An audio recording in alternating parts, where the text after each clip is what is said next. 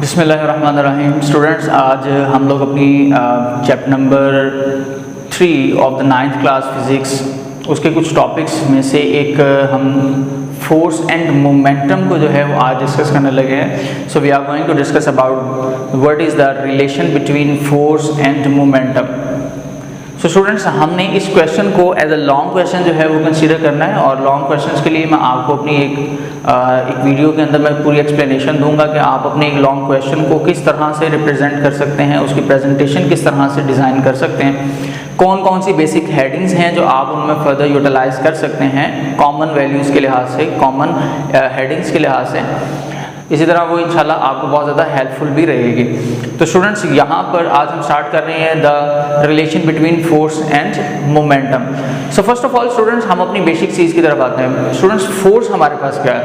Actually according to the definition of force we conclude that force can move a body or tends to move a body, force can stop a body or tends to stop a body, and same as force can also change the shape and length of an object.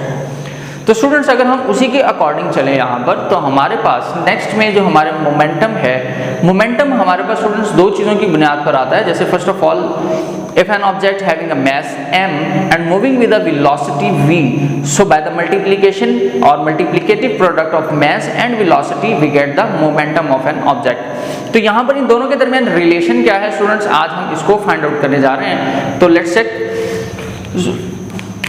Students, आप consider कर लें कि this is the point A and this is a point B. Students, यहाँ पर हमारे पास for example कि एक car available है और ये कार जो है वो यहाँ से मूव करके शिफ्ट होना चाहती है पॉइंट बी की तरफ। तो स्टूडेंट्स, यहाँ पर ये जो हमारी कार की मूवमेंट है from A to from B, इसको मूव करने के लिए एक इनिशियल फोर्स भी चाहिए।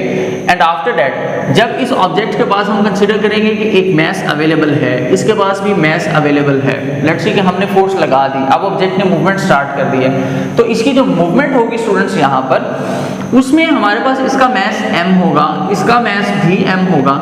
यहाँ पर जो इसकी वेलोसिटी है that will be the initial velocity, यहाँ पर जो इसकी वेलोसिटी है that is the final velocity of an object. तो चेंज ऑफ वेलोसिटी की वजह से हमारे पास एक्सेलरेशन भी आएगा।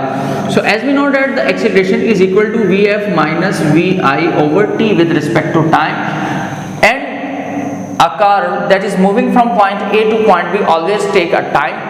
सो स्टूडेंट्स, यहाँ पर हमारे पास मैस और वेलोसिटी है, तो एट पॉइंट ए तो हमारे पास मोमेंटम जो होगा वो होगा mv1, and same as at point B the momentum of the body it will become as mvf। So students, हम अपने मोमेंटम को भी डिफरेंस में ले आते हैं। लेट्स सी कि मैं यहाँ पर कहता हूँ कि this is the initial momentum and this is the final momentum. So first of all we have to find out the change of momentum. So let's start our mathematical explanation.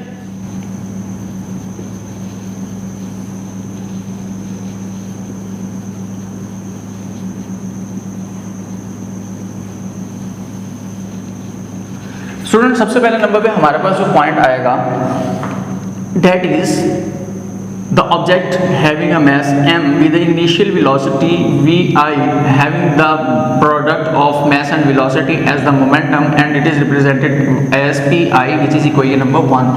So same as student, mass with the final velocity vf having the momentum pf, and that is represented as equation number 2. So first of all we have to find out the change of momentum. So change of momentum,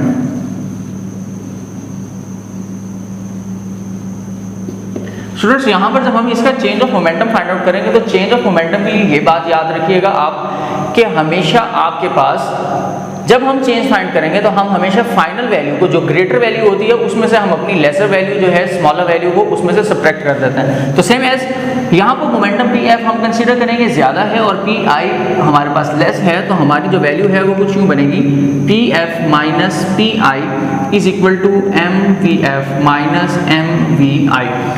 students, यहाँ पर इस equation को further solve out करने के लिए हमें चाहिए है t, और उससे पहले स्टूडेंट्स हमें यहाँ पर कुछ वैल्यूज कॉमन मिल रही है, हम उनको कॉमन फाइंड आउट करेंगे। लेट्स सी कि मैस किसी भी ऑब्जेक्ट का चेंज नहीं होता, वो चाहे पॉइंट ए पे हो चाहे पॉइंट बी पर हो, तो उसके अकॉर्डिंग स्टूडेंट्स हम अगर देखें तो हमारे पास एक कॉमन वैल्यू आती है which is mass Vf minus Vi।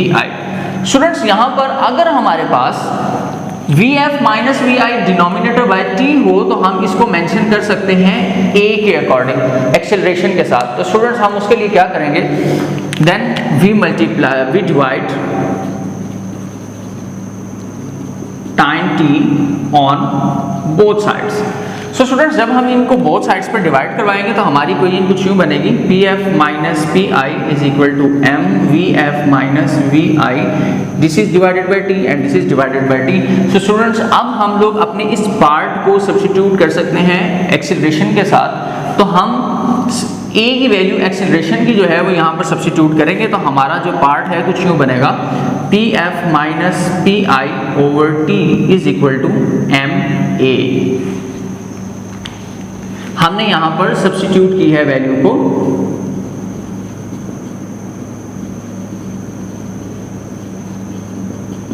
So students यहां पर सब्स्टिट्यूट करने के बाद हमारा आंसर कुछ यूं बन चुका है। और अब यहां पर हम देखें तो हमें एक और चीज रिकॉग्नाइज हो जानी चाहिए कि हमारे पास according to Newton's second law of motion